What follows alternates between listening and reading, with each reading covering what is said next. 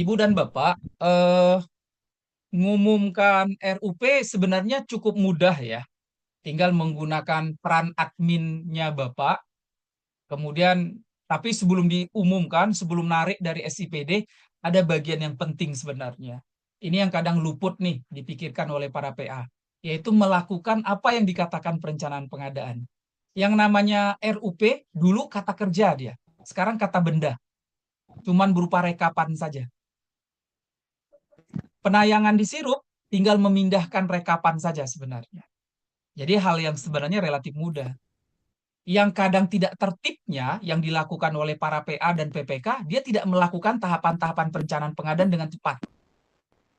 Kita lihat sama-sama ya, apa yang seharusnya dilakukan oleh para PA, KPA, PPK di perencanaan pengadaan. Ini Bapak Ibu, saya membayangkan nih ya, kalau saja nih di tempat Bapak Ibu sampai dengan Januari ini belum ada pengangkatan PPK, belum ada pengangkatan KPA, siap-siap tokoh utamanya adalah PA. Makanya nanti Ibu dan Bapak ke depan biasakan kalau ngangkat PPK, PPTK tidak muncul tahun anggaran ya, biar tidak bikin tiap tahun.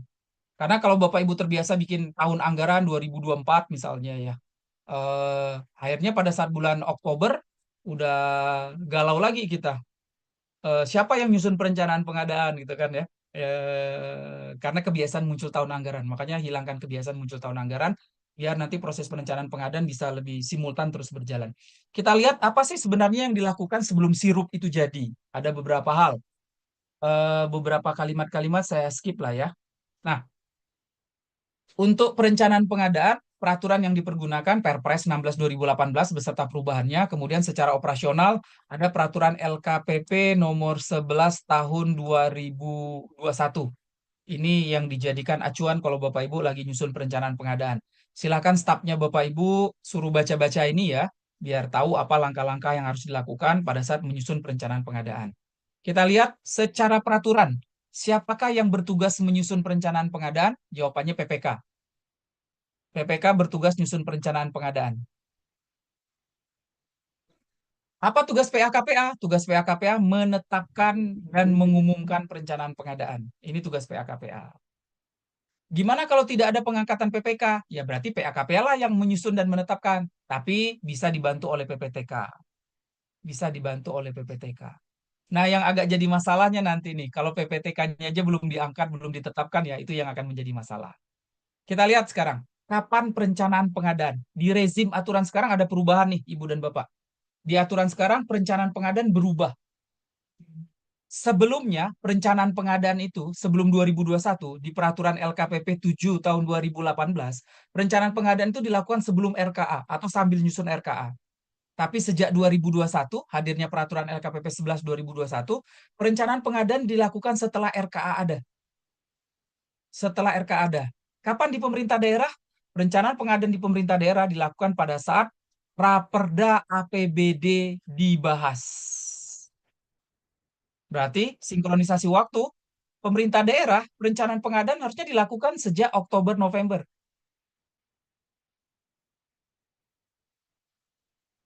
Sejak Oktober November. Gimana kalau kita butuh cepat, kita butuh tender dini? Nah, di peraturan disebutkan dapat dilakukan percepatan. Bahkan di peraturan sekarang nih, Ibu dan Bapak, sebelum RKA ada aja, proses tender udah bisa kita lakukan. Sebelum RKA. Beda, kalau sebelum 2015 kan harus ada DPA. Setelah 2015 harus ada RKA. Tapi sejak 2021 belum ada RKA pun mau tender boleh. Tapi kita buat syarat-syarat ketentuan ya di dalamnya. Seperti yang tadi saya sampaikan sehubungan dengan pertanyaan Pak Sekda tadi. Nah, sekarang kita pikirkan nih. Yang nyusun perencanaan pengadaan, PPK.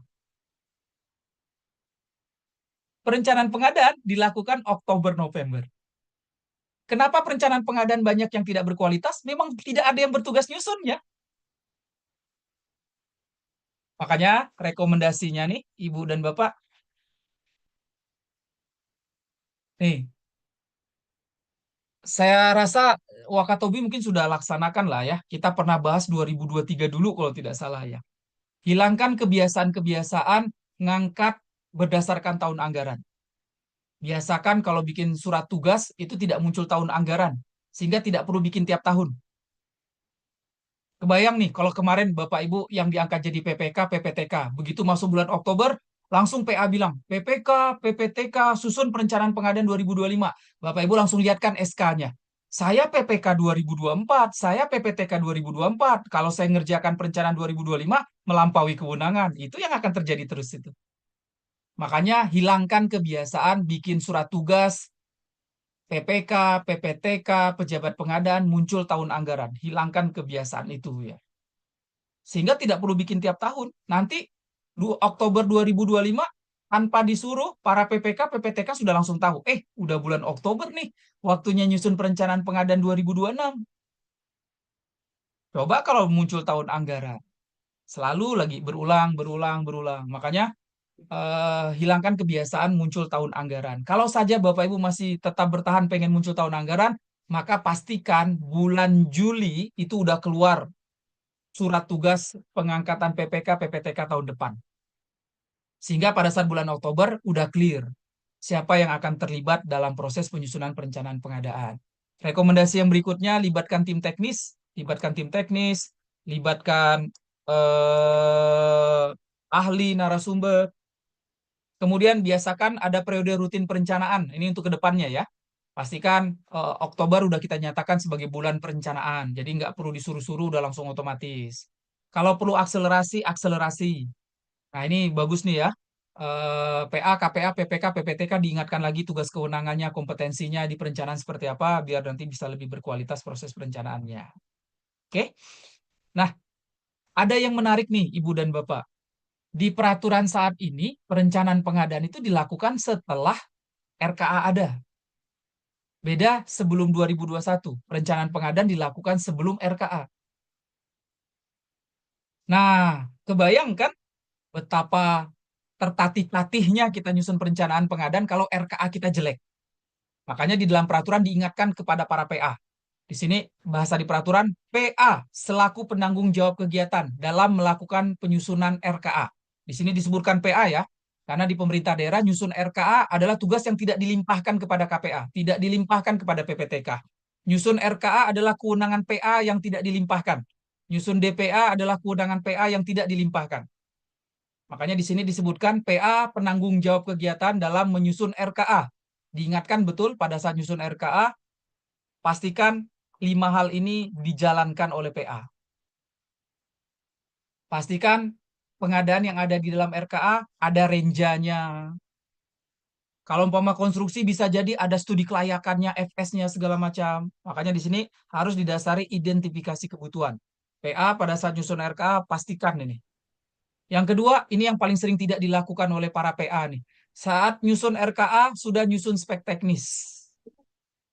Yang ketiga, analisa pasar. Seperti apa kondisi pasar barang jasa yang mau diadakan. Kita belinya kemana nih kira-kira? Rantai pasok hulu kah? Distributor kah? Atau mungkin levelan-levelan retailer di dekat kantor? Ini dipetakan oleh PA. Yang ketiga, PA pada saat nyusun RKA, pastikan produk dalam negeri. Yang kelima, pastikan PA pada saat nyusun RKA, di dalamnya biaya pengadaan harus disusun secara lengkap, komponen biaya pendukung. Kemarin saya sidang di Tipikor Bandung dengan terdakwa Kadis PUPR Kabupaten Sumedang. Banyak masalah sebenarnya. Terdakwanya Kadis, kemudian pejabat pengadaan. Permasalahan awalnya sih mecah-mecah paket ya. Mecah-mecah paket dibikin 200 juta, 200 juta, tapi biasa akibat penyidikan akhirnya kan dalam digali ya. Salah satu yang terangkat adalah ternyata Dinas PU ada pungutan kepada penyedia untuk jilid matrai penggandaan kontrak dengan alasan mereka tidak ada anggaran di dalam DPA mereka. Hakim tanyakan ke saya pada saat itu, ya jawaban saya apa adanya secara peraturan. Nggak boleh, tidak boleh ada pungutan dalam bentuk apapun kepada penyedia. Segala macam kebutuhan-kebutuhan biaya pengadaan wajib dialokasikan PA pada saat nyusun RKA. Tidak boleh minta kepada penyedia. Karena dasar peraturannya yang memang seperti ini kan. PA pada saat nyusun RKA harus memastikan isi RKA itu lengkap. Mungkin ada yang berpikir nih ya, gimana PA nyusun RKA? Gimana kok nggak dilimpahkan kewenangan? Memang seperti itu Bapak Ibu. Kecuali kalau rumah sakit yang UOBK ya, rumah sakit yang UOBK barulah KPA, Direktur Rumah Sakit selaku pemimpin BLUD, selaku KPA diberikan kewenangan seperti halnya PA. Tapi kalau di luar UOBK, PA dari 14 tugas PA ada 7+1 yang bisa dipindahkan kepada KPA, tapi nyusun RKA tidak dilimpahkan. Tetap menjadi tanggung jawab PA. Beberapa kasus yang pengadaan anfaedah, pengadaan nggak kepakai, akhirnya yang kena kan jadinya PA, karena dianggap pada saat nyusun RKA tidak melakukan identifikasi kebutuhan. Jadi Bapak Ibu sinkronisasinya di sini, buat Bapak Ibu PA jangan lupa cek-cek lagi RKA DPA-nya ya. Jangan sampai ada pengadaan-pengadaan yang tidak berdasarkan identifikasi kebutuhan. Jangan sampai barang jasa yang ada di dalam RKA Bapak Ibu nggak ada speknya. Jangan sampai RAB-nya kurang. Di sini diingatkan betul para PA pada saat nyusun RKA memastikan 5 hal ini. Karena rezim aturannya tadi bukan nyusun perencanaan pengadaan dulu, tapi nyusun RKA dulu baru nyusun perencanaan pengadaan. Jadi perencanaan pengadaan itu dilakukan berdasarkan RKA yang sudah ada. Bayangkan kalau RKA-nya jelek, wah bisa kacau itu. Makanya diingatkan di sini bagaimana para PA pada saat nyusun RKA. Di beberapa kelas saya ngajar juga ada yang cekikikan ketawa. Ah, PA nyusun RKA. Mungkin mereka membayangkan PA nyusun RKA itu dia membayangkan PA ngetik-ngetik RKA mungkin ya. Enggak seperti itu gitu. Bapak Ibu jangan berlebihan juga. Ada PA disuruh ngetik-ngetik RKA karena kalimatnya PA nyusun RKA. Enggak seperti itu ya pemaknaannya. Yang dikatakan PA nyusun RKA itu PA membangun sistem agar RKA bisa tersusun dengan baik. Kira-kira siapa yang bisa bantu PA nyusun RKA biar bisa tersusun dengan baik? Siapa kira-kira Bapak Ibu PA akan nugaskan siapa untuk bantu nyusun RKA? Salah satu sistem yang dibangun adalah dibentuknya tim penyusun RKA. Kira-kira siapa yang akan bantu nyusun RKA? Siapa kira-kira? Di beberapa kelas jawaban paling banyak apa coba? PPTK. Benar nggak? PA nyusun RKA dibantu oleh PPTK. Betul tidak? PA pada saat nyusun RKA dibantu oleh PPTK. Salah. Tidak ada hubungannya PPTK dengan nyusun RKA. Siapa yang bantu nyusun RKA? Kasubag perencanaan itu kompulir, pengepul. Siapa yang bantu PA nyusun RKA? Ya pejabat strukturalnya lah ya, Kabid. Pak, Kabid saya itu PPTK, berarti PPTK dong yang nyusun RK. Jangan salah sebut. Pada saat nyusun RK, walaupun orangnya sama, dia Kabid, dia PPTK, tapi dia hadir bukan karena PPTK, dia hadir karena Kabid. Kadang kita nggak bisa membedakan ya, seseorang itu hadir dalam kapasitas sebagai apa gitu kan. Ya mungkin tadi ya balik lagi karena kewenangan yang tidak dikuasai secara optimal.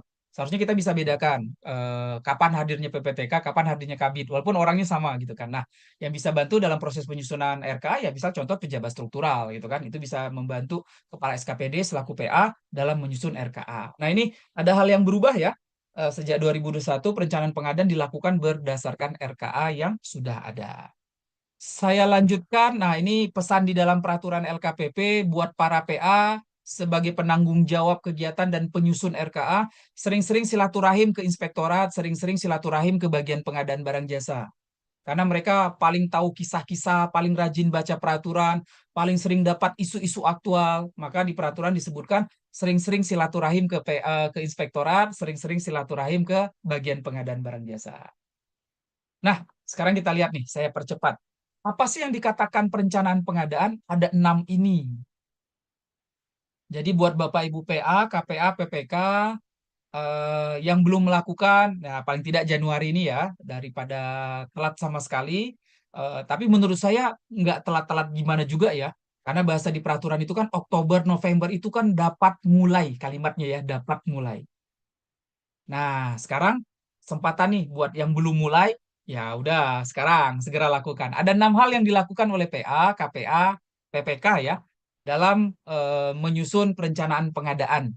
6 ini. Yang pertama identifikasi pengadaan, yang kedua penetapan jenis pengadaan, yang ketiga menentukan cara pengadaan, yang keempat pemaketan, konsolidasi, yang kelima waktu pemanfaatan, yang keenam memetakan kembali anggaran. Saya bahas dengan cepat ya. Kalau ada yang kurang clear, Bapak Ibu boleh langsung sampaikan di kolom chat, nanti saya respon. Yang pertama, yang dilakukan oleh PPK, PPTK dalam perencanaan pengadaan adalah plototin RKA. Plototin RKA. Mana saja di dalam RKA yang berasosiasi dengan pengadaan? Biasanya yang berasosiasi dengan pengadaan ini.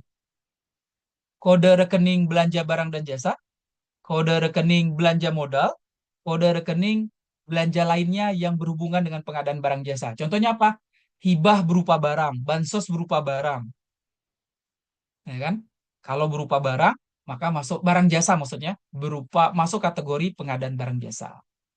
Ini sering ada pertanyaan, Pak, di lingkup yang nomor satu ini bentuknya apa? Di peraturan tidak disebutkan. Ini sebenarnya kata kerja. Cuman dalam prakteknya ada yang mencoba membuat tabel. Ada yang membuat tugas yang pertama ini RKA-nya dia potong-potong sehingga akhirnya bisa terpetakan. Ada yang pakai stabilo. Itu silakan, itu strategi masing-masing. Yang pasti yang dikatakan nomor satu ini identifikasi pengadaan PA, PPK, PPTK yang bantu PA-KPA, plototin RKA. Mana saja yang masuk kategori pengadaan barang jasa.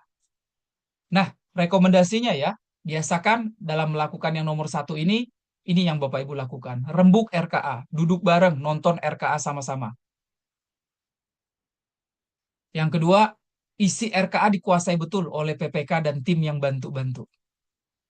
Yang ketiga, akun kode rekening dicek-cek lagi. Kemudian udah clear, setiap kegiatan ini siapa yang menjadi pihak penanggung jawabnya, PIC-nya siapa. Ini yang dikatakan perencanaan pengadaan yang pertama. Yang kedua, yang dilakukan oleh PPK, PPTK adalah mengelompokkan mana yang pengadaan barang, mana yang pekerjaan konstruksi, mana yang jasa lainnya, mana yang jasa konsultansi, mana yang pekerjaan terintegrasi. Ini hal yang kedua yang dilakukan oleh PPK, PPTK di perencanaan pengadaan barang jasa. Bentuknya seperti apa? Sama masih, pelototin RKA. Di dalam RKA ditandain, di stabilo, dikelompokkan, bikin tabel, mana saja yang masuk jenis pengadaan ini, jenis pengadaan ini, jenis pengadaan ini. Yang dilakukan apa? Analisa pasar, memastikan pengelompokan yang kita lakukan berdasarkan jenis pengadaan yang sesuai dengan kondisi pasar. Jangan sampai kita mengelompokkan ternyata pasarnya berbeda. Kalau perlu kita integrasikan, kita lakukan integrasi. Terus sudah mulai memikirkan bagaimana strategi-strategi pengadaan yang akan dijalankan. Yang ketiga, nah ini yang agak berat nih, Bapak Ibu yang jadi PPK, PPTK, atau PAKPA yang merangkap jadi PPK. Yang ketiga yang dilakukan di perencanaan pengadaan adalah menentukan cara pengadaan. Ada dua pilihan, mau swakelola atau gunakan penyedia. Kalau mau dilakukan dengan cara swakelola, maka langsung ditentukan tipe 1, tipe 2, tipe 3, atau tipe 4. Kemudian kalau mau dilakukan dengan cara swakelola, tentukan juga spek teknisnya seperti apa, RAB-nya seperti apa. Ini yang sering tidak dilakukan. Saya masih sering temukan orang menentukan swakelola itu ketika udah ada DPA. Itu kan kesalahan banget ya. Padahal seharusnya dari sejak awal ya, sejak perencanaan sudah ditentukan. Tipe 1, tipe 2, tipe 3, tipe 4 itu dari sejak perencanaan, bukan ketika DPA udah jadi. Kemudian kalau tidak swakelola, maka pengadaan kita lakukan dengan menggunakan penyedia. Kalau dinyatakan dengan menggunakan penyedia, PPK sudah ngedrapkan e-purchasing kah, tender kah, pengadaan langsung kah, pengadaan dikecualikan kah, spek teknis seperti apa, RAB seperti apa, ini udah dibuat di tahapan yang ketiga ini. Ini memang tahapan yang ketiga ini tahapan yang memang effortnya agak lebih ya dibandingkan dengan 1 dan 2. Kalau 1 dan 2 itu kan cenderung melototin aja kan RKA kita. Kalau ini udah mengelompokkan mana swakelola, mana gunakan penyedia. Kemudian apa langkah-langkah yang baik dilakukan? Kita tentukan swakelola atau penyedia dengan timbang-timbang yang kuat. Kalau mau swakelola perlu pakai ahli atau tidak. Spek teknis KAK udah kita susun juga di sini. Strategi pemilihan tadi ya, tender kah, e-purchasing kah udah mulai kita petakan. Lihat-lihat di dalam katalog ada nggak produknya gitu kan. Kemudian lakukan analisa pasar terkait dengan biaya-biaya yang dibutuhkan. Kalau mau swakelola tipe 2, 3, dan 4, ini kita sudah membangun koordinasi pihak-pihak yang mau kita ajak untuk dilakukan dengan cara swakelola. Lakukan analisa identifikasi resiko yang akan potensi kita temukan pada saat pelaksanaan pengadaan. Ini rekomendasi yang ketiga. Yang keempat, nah yang keempat ini Ibu dan Bapak, PPK, PPTK ngedraftkan pemaketan. Yang mana yang dipecah, yang mana yang digabung, yang mana yang dipecah, yang mana yang digabung. Hati-hati, pemaketan ada ketentuan-ketentuan larangan. Jangan sampai tertuduh mecah paket menghindari tender. Dibuat 200 juta, 200 juta. Itu fatal sekali itu, hal-hal semacam itu ya. PPK draftkan, PPTK, PPK draftkan, nanti PAKP yang menetapkan. Tetapi yang akan bertanggung jawab adalah PA ya, yang akan menetapkan pemaketan. Beberapa kasus di tempat yang lain yang saya jadi saksi ahlinya, Pokir nih yang lagi heboh saat ini. Pokir yang terhormat anggota dewan. Mereka nitip pokir 200 juta, padahal pekerjaan sejenis berdekatan tapi dipecah-pecah 200 juta. Yang kena PA dianggap memecah paket menghindari tender. Makanya Ibu Bapak kalau ada pokir atau ada kegiatan yang 200 juta lokasi berdekatan, pekerjaan sama jangan dipecah. Hati-hati nanti kena kasus mecah paket menghindari tender nanti. Khusus Bapak Ibu yang pekerjaan konstruksi sama konsultan konstruksi ada tambahan kerjaan, yaitu menentukan mana yang paket kecil, menengah, dan besar. Konsultan konstruksi saja ya, pekerjaan konstruksi saja yang Bapak Ibu tangani, itu nanti tambahan satu lagi, Bapak Ibu menentukan pemaketannya mana yang kecil, mana yang menengah, mana yang besar. Ini yang keempat yang dilakukan. Kemudian ya, ini strategi yang bisa dilakukan ya, analisa efektivitas terkait dengan pola pemaketan, lebih efektif, efisien mana nih, dipecah apa digabung, kita buatkan kajiannya. Terus lakukan analisa pasar terkait dengan pemaketan, lakukan analisa pasar. Eh, Siapa tahu di dalam RKA kita pemaketannya seperti ini, tapi di pasar ternyata berbeda. Nah, ini kita lakukan penyesuaian dengan analisa pasar. Kemudian yang ketiga, hindari pemecahan paket, menghindari tender. Kemudian lakukan strategi-strategi konsolidasi ya, yang perlu digabungkan, apakah tender bersama, apakah tender itemized, apakah kontrak payung, apakah kontrak tahun jamak. Ini kita pikirkan betul secara lengkap ya. Kemudian yang ke, oh ini tadi ya Ibu dan Bapak, saya mengingatkan kembali, peraturan di Perpres itu ada larangan pemaketan. Jangan sampai pemaketan yang kita buat ada hal-hal yang bertentangan dengan ketentuan pemaketan. Dilarang menyatukan, kalau tersebar lokasi pekerjaannya lebih efisien di masing-masing lokasi. Dilarang menyatukan kalau pekerjaannya memang berbeda. Yang ketiga, dilarang menyatukan kalau disatukan usaha kecil jadi nggak bisa ikut. Kemudian yang keempat, dilarang memecah paket menghindari tender. Jadi Ibu Bapak pastikan pemaketan yang Bapak Ibu lakukan tidak bertentangan dengan peraturan. Yang lagi ngetren ini ya, nomor 4 ini, mecah paket menghindari tender. Ini lagi ngetren nih kalau saya lihat. Paling banyak sekarang lagi ngetren paket-paket pokir DPRD nih yang sering mecah-mecah paket menghindari tender. Makanya mudah-mudahan Bapak Ibu PA tidak jadi korban paket-paket pokir ya, karena di bawah 200 juta akhirnya dipecah padahal sejenis berdekatan. Kemudian yang kelima, ini tugas PPK, PPTK yang nanti ditetapkan oleh PAKPA, nyusun jadwal.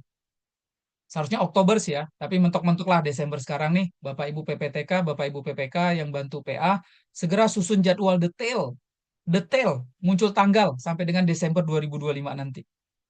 Jadwal detail, kapan nyusun HPS, kapan tanda tangan spek teknis, kapan ngajuin tender, kapan mulai tender, kapan tanda tangan kontrak, muncul tanggal.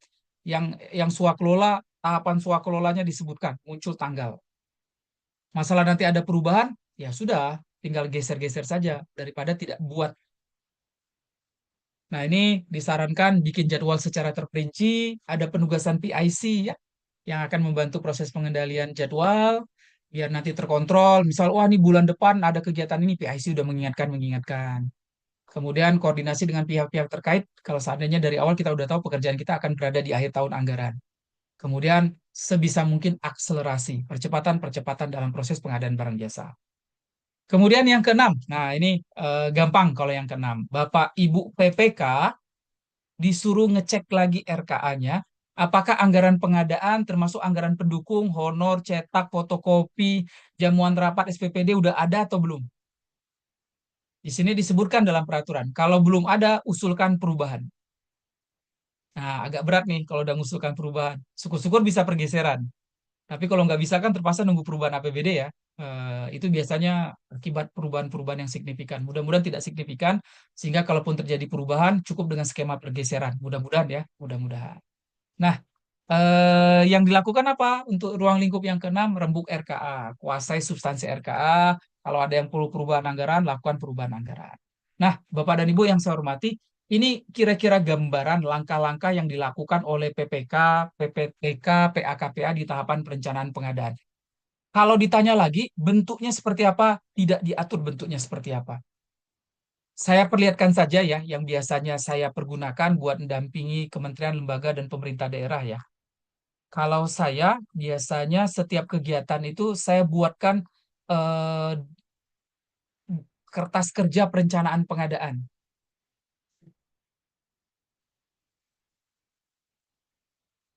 Ini kalau tidak salah juga pernah saya share 2023 dulu ya. Eh, Nah, ini kertas kerja perencanaan pengadaan. Kita catat semuanya. Kita ada kegiatan apa, kegiatannya rutin, baru, berulang. Pada dasar perencanaannya, ada di Renstra kah, ada di Renja kah, ada di FS kah, apa segala macam ya. Kita buat jadi argumen bahwasanya ini memang perlu karena ada dokumen perencanaan yang mendukung. Apa dasar pertimbangannya kegiatan kita ini? Permintaan masyarakat, kebutuhan sesuai dengan tupoksi, dan seterusnya kita tuangkan di sini. Dokumen teknis yang sudah ada apa saja? FS atau apa ya, kita tuangkan. Yang belum ada apa saja, kita tuangkan. Kalau ini berulang, catatan tahun lalu seperti apa? Kita tuangkan. Ada di dalam katalog nggak? Nah, ini buat Bapak Ibu yang lagi nyusun perencanaan sambil ngeliat-ngeliat katalog ya. Dan katalog yang dilihat sekarang katalog versi 6 ini. Prioritas atau dapat ditunda? Butuh konsolidasi atau tidak? Kita tuangkan. Baru nanti jenis pengadaan tadi. Barangkah konstruksi jasa lainnya, kodifikasi KBLI, KBKI-nya seperti apa? Cara pengadaan, swakelola atau penyedia? Atau nanti ada penyedia dalam swakelola? Kita tuangkan di sini. Kenapa swakelola? Alasannya apa? Kenapa penyedia? Alasannya apa? Kita tuangkan. Tipe 1, 2, 3 atau 4? Alasannya apa? Dan seterusnya ya, Ibu dan Bapak. Ini contoh-contoh saja. Eh, Kalau saya biasanya ya, yang saya dampingi, saya paksa untuk tertulis semuanya. Dokumen-dokumen perencanaan pengadaannya. Yang ikut bahas, suruh tanda tangan. Ada juga yang tidak pakai narasi-narasi seperti itu, tapi sudah langsung formulir rekapan. Ini dibuat sebelum dituangkan dalam sirup ya. Misal contoh ini. Nah, gimana kita terbiasa merekap dengan rapi. Nama pengadaan kita apa? Jadi sebelum tayang sirup udah dibahas, udah dicek satu persatu bareng-bareng. Baru nanti tinggal kita input rekapannya di sirup. Menurut saya, Ibu dan Bapak, yang penting banget adalah proses sebelum sebelum tayang sirupnya tadi. Di sinilah kita punya kekuatan justifikasi tentang kenapa sampai pengadaan itu diperlukan. Cuma sayangnya kadang ini tidak dilakukan ya, karena memang bahasa di peraturan nggak ada. Dulu sempat di 2019 keluar keputusan Deputi LKPP 10 tahun 2019. Di situ diarahkan kalau bikin perencanaan pengadaan membuat formulir. Tapi memang karena nggak disebut dengan kalimat wajib, jadinya memang banyak juga yang nggak buat. Nah ini saya kembalikan ke Bapak Ibu PA lah. Apakah Ibu dan Bapak cukup dengan diskusi-diskusi? Apakah perlu terdokumentasikan? Kalau saya sih menyarankan tadi ya, seperti tadi ya, contoh kertas kerja, kemudian ada rekapan, tabel seperti tadi yang dapat membantu proses Ibu dan Bapak melengkapi dokumen perencanaan. Saya lanjutkan sedikit lagi. Saya izin ceritakan sampai selesai dulu ya, nanti biar Bapak Ibu bisa sesuaikan lagi. Nah, kalau sudah nih semuanya udah direkap dengan rapi, input di sirup, syukur-syukur gampang tarik dari SIPD, sehingga ini kita nggak perlu capek-capek berulang, tapi tetap kita cek ya, siapa tahu ada kesalahan apa segala macam. Kita input data di sirup, kalau sudah umumkan. Ini tugas PA untuk mengumumkan ya di aplikasi sirup tadi. Gimana kalau PA KPA merangkap? Ya tugas PPK nginput, tapi nanti kan tetap bisa dibantu ya, bisa dibantu untuk penginputannya. Oke, kira-kira seperti itu Bapak Ibu. Tambahan sedikit ke beberapa hal-hal yang perlu kita sinkronkan ya, critical point. Yang pertama, tadi kalau Bapak Ibu menyimak yang saya sampaikan, berarti salah satu critical point banget adalah penyusunan RKA. Makanya RKA-nya dicek kembali ya, jangan sampai ada yang salah. Karena kalau udah RKA-nya kacau, nanti kacau juga tuh pengadaan barang jasa. Contoh sederhana lah, beberapa RKA, DPA itu saya lihat masih ada yang nyebutkan merek. Coba. Kebayang kalau RKA nyebutin merek, DPA nyebutin merek. Kita dalam proses pengadaan barang jasa kan akan terikat sekali. Jangan-jangan discontinue, jangan-jangan merek itu udah nggak ada. Makanya RKA-nya dicek lagi, biayanya dicek lagi, jangan sampai ada hal-hal yang kurang. Kemudian yang kedua, pengangkatan tadi ya, Ibu dan Bapak, ayo nih, eh, yang belum buat, segera buat, biar nggak capek lagi buat tahun depan, jangan muncul tahun anggaran, formatnya disesuaikan, tata naskahnya dibenarkan sesuai dengan regulasi yang berlaku saat ini. Kalau udah buat, rapikan dan lakukan sosialisasi kepada teman-teman yang ditugaskan ya, biar mereka juga tahu dia tugasnya seperti apa. Jangan sampai nanti tumpang tindih atau ada yang tidak menjalankan karena memang ketidakjelasan tugas dan kewenangan tadi. Kemudian spek teknis udah dibuat sejak nyusun RKA, sejak perencanaan udah dibuat. Pastikan spek teknisnya ini lengkap ya, ketentuan-ketentuan minimal spek teknis kita sajikan secara sesuai dan lengkap. Kemudian P3DN jangan lupa sejak nyusun RKA, sejak perencanaan pengadaan, P3DN udah dipikirkan. Jangan sampai Bapak Ibu menganggarkan untuk pengadaan yang nilainya sebenarnya bukan untuk produk dalam negeri, karena produk dalam negeri kan kadang cenderung mahal. Produk impor kadang cenderung lebih murah. Kita anggarkan memang dari awal produknya produk yang impor. Nanti pada saat pelaksanaan belanja, kita bilang uang kita kurang, tidak bisa produk dalam negeri, akhirnya beli impor. Ah, itu kena temuan tetap itu dianggap sudah melakukan penyimpangan dari sejak perencanaan, tidak memikirkan nilai belanja untuk kebutuhan produk dalam negeri. Jadi ini juga dicek juga. Kemudian pemaketan tadi ya. Syukur-syukur RKA Bapak Ibu udah rapi sehingga pemaketannya matching. Tapi kan terkadang ada saja kode akun yang tidak matching dengan kondisi pasar. Makanya perlu dicek lagi pemaketannya. Pastikan pemaketannya sesuai tadi ya dan hindari hal-hal yang tidak diperbolehkan dalam pemaketan. Memecah paket menghindari tender, bikin paket 200 juta, menggabungkan paket yang pasarnya berbeda, itu tidak diperbolehkan. Makanya pemaketan juga perlu diperhatikan. Kemudian yang terakhir ini pesan moral saja, bahwasanya perencanaan pengadaan itu krusial, perlu kita persiapkan dengan baik. Jadi kalau umpama kita hanya sekedar copy paste, nggak dibaca dengan lengkap, khawatirnya keteteran nanti dalam pelaksanaan pengadaan barang jasa. Nah, Ibu dan Bapak, seperti itu kira-kira ya gambaran dari saya tentang seperti apa langkah-langkah cepat yang harus Bapak Ibu lakukan mumpung baru mulai 2025. Segera lakukan review-review kembali aktivitas perencanaan pengadaannya, siapkan kembali dokumen penugasan dengan baik dan benar, biar 2025 bisa kita lalui dengan sebaik mungkin. Demikian untuk paparan saya ya, untuk